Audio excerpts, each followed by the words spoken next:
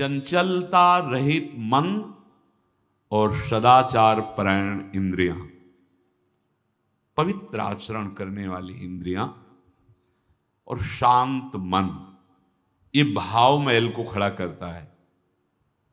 पर आप डरिए नहीं, आपको लगेगा कि मन चंचल है, आचरणों में अपवित्रता है, तो फिर हम क्या करें, हम कैसे आगे बढ़ सकते हैं? तो बोले भगवान की कृपा का अवलंबन ये सब ठीक कर देगा। शास्त्रीय सिद्धांत से शरणागत के मार्ग पर चलने वाले उपासक को सदाचार परायण और अचंचल मन की आवश्यकता है, पर ये हमारे हृदय में नहीं है, तो हमें घबराने की जरूरत नहीं। कह रहे कि भगवान की कृपा का अवलंबन, क्या अवलंबन? यद्यपि मेरे अंदर सब विकार हैं, गंदे आचरण भी हैं, मैं किसी योग्य सतमार्ग में चलने लायक नहीं हूं, पर भगवान के स्वभाव को और उनके प्रभाव को देखकर, सत्संग सुनकर अब मेरे मन में आया कि मैं भगवान की शरण में हूं, जैसा भी हूं वैसा भगवान की शरण में हूं। तो भगवत कृपा का आश्रय लेने वाले सच्चे हृदयी उपासक का भगवान स्वयं ठेका ले लेते हैं, स्वयं निर्विकार उसको करने लगते हैं। वो सहज ही सारी निर्बलता, सारी असमर्थता, सारा अपौरुष जो उसके हृदय में कमजोर करके भोगों में फंसाया था, वो हटा देते हैं और उसके हृदय में शुद्ध ज्ञान, शुद्ध बल प्रकाशित कर देते हैं। जैसे कोई रोगी अपनी व्याधियों से परेशान है, व्याधि नहीं कहा, व्याधियों मतलब बहुत से रोग, तो ऐसे बहुत से रोग हैं। एक कोई होता तो लड़ने की हिम्मत करते, काम, क्रोध, लोभ, मोह, मद, मत्सर, ईर्ष्या, द्वेष, मान, निंदा, अपमान, कितना प्रपंच सब है। तो बहुत से व्याधियों से पीड़ित है। अब वो घर में रह करके औषधि नहीं करा सकता, अब उसको अस्पताल में भर्ती होना पड़ेगा, क्योंकि बहुत से रोग उसके हैं और वो ऐसा मन चला है कि कुपच्छ का ही सेवन करता है। रोगी बहुत रोग हैं और बड़ा मन चला है, खूब कुपच्छ का सेवन करता है। अब सोचे कि हम दवा लेकर के घर में रोग अपना ठीक कर लेंगे, बोले नहीं, अब इसको भर्ती होना पड़ेगा। जब अस्पताल में कोई भर्ती होता है तो फिर डॉक्टर, नर्स आदि की इनकी नजर रहती है, वहां वही आपके शरीर में औषधि, ग्लूकोज या पदार्थ दिए जाएंगे जो आपके रोगों का नाश करेंगे। रोग बढ़ाने वाला कुपथ्य आप तक पहुंचने ही नहीं दिया जाएगा। अगर आपका कोई प्रियजन भोजन ले जाता है तो विशेष मरीज के लिए पूछा, आप क्या है इसमें, क्या नहीं ये नहीं दे सकते, आप आपको देना है तो आप ये जूस लाइए, आप ये लाइए, आप ये नहीं दे सकते। बस ठीक ऐसे ही हम बहुत रोगों से ग्रसित हैं, विकारों से, और मन चले भी हैं, जिससे विकार बढ़े ऐसे हमारे द्वारा आचरण होते हैं। तो घर में रहने का मतलब है अहंकार युक्त साधना से अब दूर नहीं हो सकते रोग।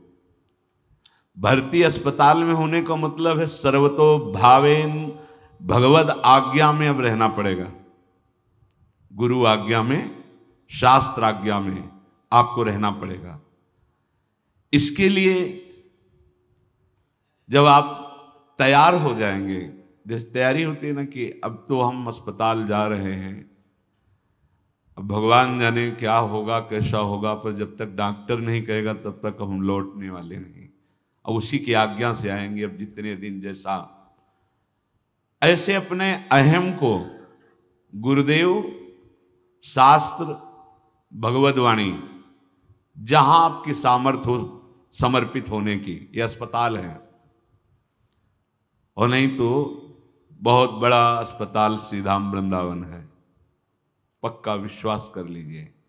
एक से एक ऐसे यहाँ व्यक्त और अव्यक्त वैद्य हैं, अपने आप आपको ठीक कर लेंगे। जब उपासक बहुत ध्यान से सुनना, अंदर से ये बात सोच लेता है कि मैंने अपने आप को देख लिया, अब मैं विकार रहित नहीं हो पाऊंगा, मेरी सामर्थ्य नहीं, मैं अपने मन को विकार बढ़ावा करने वाले जो विचार हैं, संकल्प हैं, उनको नहीं रोक पाऊंगा, मतलब बीमारी हद से ज्यादा बढ़ गई है। तो अब इसके लिए सद्गुरुदेव की शरणागति आवश्यक है।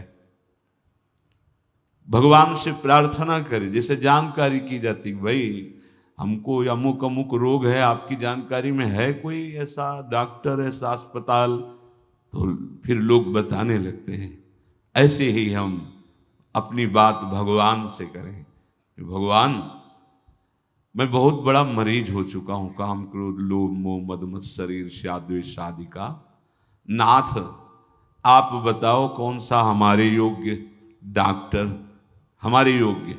पथ्य का तो सेवन कर ही नहीं सकते, कुपथ्य और बढ़ा रहे हैं, तो ऐसी जगह हो जहां हम भर्ती हो जाएं और स्वस्थ हो जाएं।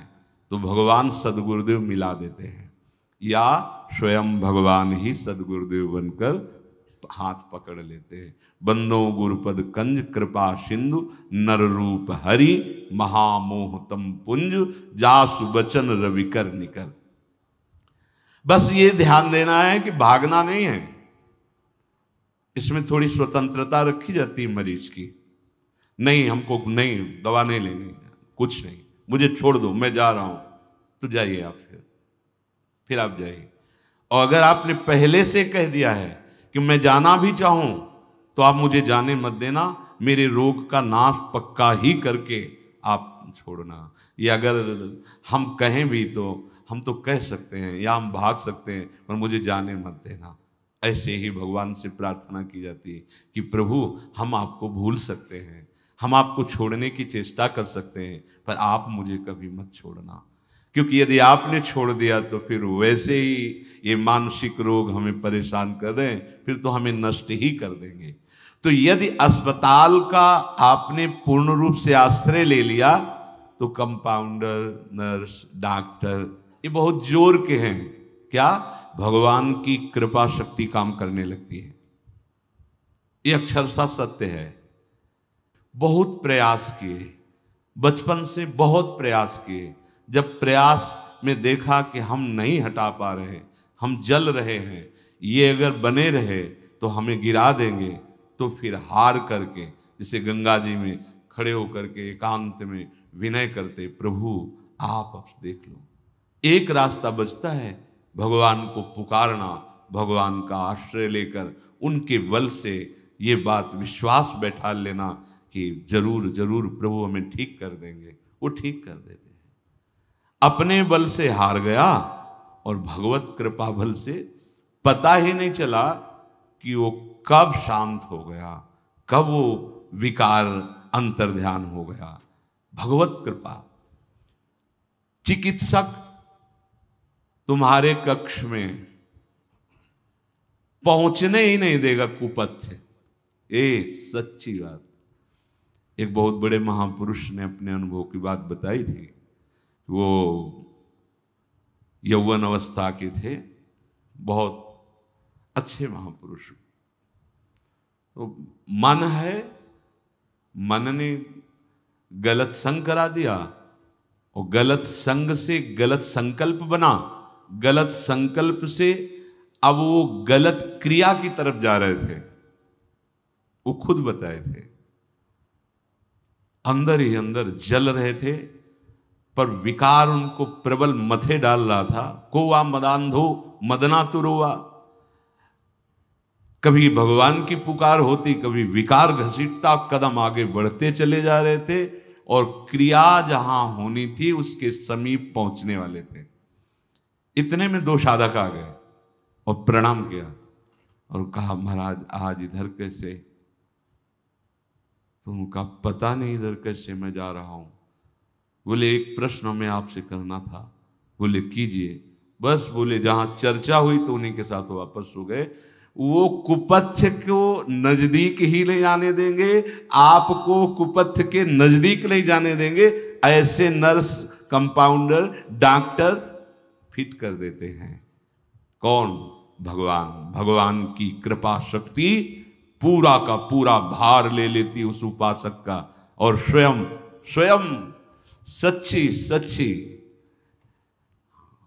जैसे छोटा बालक मल से खेलना चाहे तो मां दौड़कर झिटक करके उसको बचा लेती है। ऐसे करूं सदा तिनके रखवारी, जिम बालक राखे महतारी। समर्पण अर्थात अपना दान। दान एक शुभ कर्म है। वो परम पद तुम्हें दिलवा दे या मोक्ष दिलवा दे या सर्व पापों का नाश करवा दे, ऐसी भूल में मत रहना। यहां जो दान कहा जा रहा है ना, वो अपने मन का दान। भगवान क्या चाहते हैं? तुम्हारा मन चाहते हैं। तो दान तो कैसे कर पाए? तो बहुत जगह फंसा हुआ है। तो तुम्हारे नामे कर रहे हैं, बलवान हो छीन लेना, संपत्ति अब छीन लेना तुम्हारे नाम। एक काम क्रोध लोभ ने अधिकार कर रखा है हमारे हृदय पे, हम आपको इनसे खाली करवा के नहीं दे पाएंगे। हम इतनी हिम्मत नहीं कि निष्काम निर्विकार चिदानंद भाव में फिर आपकी शरण हो। महाराज ये जैसा कुछ है हृदय, वैसा आपके नाम है, और आप खाली करवा लो। ये जो काम क्रोध आदि दोष हमारे मन पर अधिकार किए हुए, मन दान किया जाता है। मन विश्व में सब दानियों में सबसे बड़ा दानी माना जाता है, मन का दान करने वाला।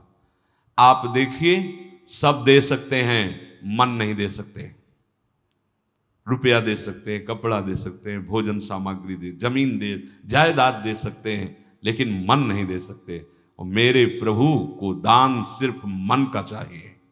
मैं ये मन आधत सो मांग रहे हैं, मन मना भव मांग रहे हैं सरकार, दीजिए दान। हम क्या करते हैं? मन विषयों को देते हैं, मन शरीर को देते हैं, भोगों को देते हैं, और कुछ चंद भोग सामग्री से सोचते हैं भगवान को रिझा लेंगे। और भगवान क्या मांग रहे हैं?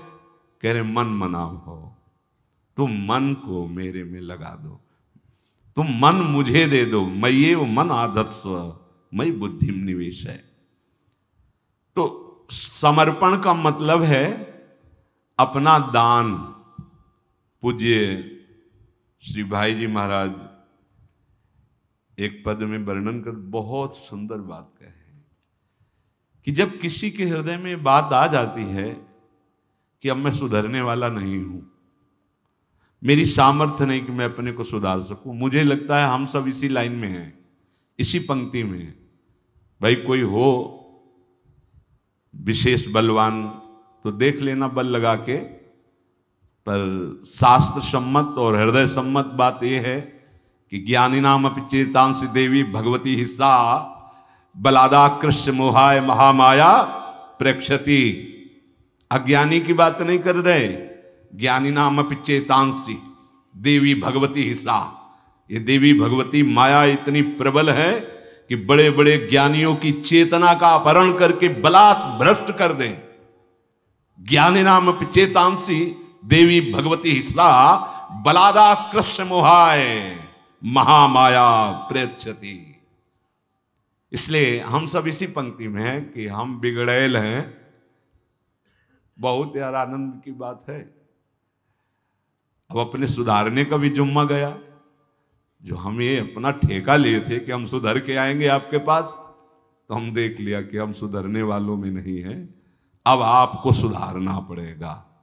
यही आप जितने भी बड़े महापुरुष हुए हैं, जब आप उनकी आंतरिक आर्त पुकार सुनोगे तो उसमें यही बात होती है कि देखो, स्वामी श्री हरिदास जी महाराज महामहिम प्यारी जो जिनके अधीन है, वो श्री ललिता जी ही स्वामी हरिदास जी के रूप में कह रहे हैं, हे हरि, मैं बिगाड़ने वाला और आप बनाने वाले, और आप में और हम में होड़ पड़ी है। मैं बिगाड़ते बिगाड़ते जीत गया और आप बनाते बनाते हार गए। हम सोना बिगाड़न को तो सोना सवारन को तोई मोहि पड़ी होड़, कौन दो जीते कौन दो हारे, पर बदी न तोड़, तुम्हारी माया बाजी पसारी विचित्र, सुन मुनि मोहे काकी कोड़, कहे हरिदास तुम हारे और हम जीते तऊ ना तोड़। अब बोलो, इनसे महामहिम उपासना की चरम अवस्था में बैठा हुआ कोई दूसरा नहीं है, क्योंकि निकुंज रस की एकांतिक महाप्रेम निधि के ये स्वामी हैं। स्वामी हरिदास जी किसके स्वामी हैं? एकांतिक नित्य विहार रस के स्वामी हैं। इनकी गोद में प्रिया प्रीतम खेलते हैं और वो क्या कह रहे हैं? हम सोना बिगाड़न सो, आप जैसा संवारने वाला और मेरे जैसा बिगाड़ने वाला। तो अपने लोग इसी पंक्ति में है कि हम कितना भी उपाय करके, और देख लो वृंदावन में बैठे हो, देख लो गोस्वामी जी कह रहे तुलसीदास जी, मेरे बनाए ना बनेगी कोटि कलम। ये जितने भी बड़े महापुरुष हैं, क्योंकि यह ऐसी है इनकी दुरंत माया। और ये आचार्य महापुरुष अपने लिए ही कह करके हम सब अपने शरणागतों को संबोधन कर रहे हैं। इनके तो अधीन प्रिया प्रीतम है, स्वामी जी कुछ बिगाड़ करेंगे क्या? अरे साक्षात ललिता जो हैं, साक्षात ललिता जो हित सजनी जो हैं, विशाखा जो हरिराम व्यास जो, ये बड़े बड़े महापुरुष साक्षात प्रभु हैं। तो जब हमारे हृदय में बात आ जाए कि अब हमसे नहीं संभल पाएगा, तो फिर ऐसे हो जाए। इसे कहते हैं समर्पण, आत्मसमर्पण, अपना दान, आत्मसमर्पण, अपना दान। दान की वस्तु पे अगर देने वाला अपना अधिकार जनाता है तो मिथ्यादानी कहा जाता है। मिथ्या देहाभिमानी, मिथ्यादानी, केवल दान का नाटक कर रहा है, उसने दान नहीं किया। जैसे एक संत भगवान बहुत सर्दी में तो शरीर में लगेगी तो कांपेगा, तो एक नौकरी पेशा वाले जन थे, उन्होंने देखा, जाया करते थे गांव से, तो उन्होंने कहा कि महाराज आपको बहुत सर्दी लगती है। तो उनका बच्चा बाबा जी हैं, नहीं महाराज कुछ तो पहनिए। तो बोले हमें जो भगवान दे देते हैं उसी से है। भगवान भक्तों के साथ विविध लीलाएं करते हैं। कभी अकिंचनता की प्रगट ऐसी लीला करते हैं कि कहो शरीर में वस्त्र नहीं, कई कई दिन भोजन नहीं, ऊपर से अपमान क्लेश, योद्धा भगवत मार्ग में कदम पीछे नहीं। कभी राजाओं महाराजाओं जैसा वैभव विलास, ऐसा उनकी लीला चलती रहती है। कभी महलों में, तो कभी झोपड़ी में, तो कभी फुटपाथ में, ये उनका खेल चलता रहता है। कभी घी घना, कभी मुट्ठी भर चना, और कभी वो भी ना बना। संसार वालों की दृष्टि अलग रहती है, ऐसा होना चाहिए, ऐसा क्यों हो रहा है, ऐसा। वास्तविक स्थिति यही है कि जो भगवद आश्रित होता है उसके जीवन के दृश्य होते हैं। जब वैराग्य देखना है तो साधक का देखिए, क्योंकि वो अहम से निश्चय करके समस्त रागों का जब त्याग कर रहा है, देखने लिए ये है। और स्थिति देखनी है तो सिद्धों की देखिए। तो स्थिति क्या? समस्त विषयों के बीच में रहते हुए निर्विकार, पूरे प्रपंच के बीच में रहते हुए प्रपंचातीत, जहां भोग वासना का कहीं स्फुरण ही नहीं है और वो भोग वासनाओं के बीच में रह रहा है। पर ऐसी स्थिति देखने के लिए स्थिति प्रज्ञ होना चाहिए। तो उन महात्मा को उन्होंने बहुत महंगा स्वेटर दिया कि ओ, तो उनका बहुत अच्छा है बच्चा, कोमल कोमल ऐसा। और झोपड़ी में रहते थे और झोपड़ी में टांग। दूसरे दिन वो अपने 2-4 साथियों के साथ आए, कहो महात्मा जी स्वेटर कैसा रहा? पहना नहीं था अभी तक। तो उनका बच्चा बहुत बढ़िया है। नहीं, आपको सर्दी कम लगी जब आपने पहना? नहीं, बहुत बढ़िया रहा। अभी तो नहीं पहना, बहुत बढ़िया रहा। फिर दूसरे दिन अगले दिन आए 2-4 लोगों के साथ, कैसा स्वेटर रहा? बाहर निकाल के ले दिया, ऐसा ऐसा ऐसा रहा स्वेटर। दान दे करके बार बार तुम उसके विषय में जानकारी, मतलब अहम का पोषण कर रहे हो। दे दिया तो अब दे दिया, वो पहने या वो किसी और को दे दें या जो व्यवहार करें ऐसे ही। ये जीवन आत्मसमर्पण कर दिया प्रभु को। इस सच्चाई से अगर आप चलोगे ना, बहुत शांति मिल जाएगी। त्यागात शांति अनंतरम, अपना त्याग प्रभु के चरणों। ये तो सर्वाणि कर्माणि मयि सन्न्यस्य मत्पराहा। भाई हम किसी को जब वस्तु देते हैं तो हमारे अंदर एक अहम जागृत होता है कि कम से कम ये 2 शब्द तो हमारे लिए बोल दे। भाई अमुक ने जो ऐसा, बस इतने में वो अहंकार जो है ना, वो इतने में आनंदित हो जाएगा। लेकिन हम दें और कोई जाने ना, कोई बिल्कुल ना जाने, और कभी हम ये जनावे ना किए दिया है, इसे कहते दान। ये अहम शून्य, ये भगवत प्राप्ति कराने वाला होता है।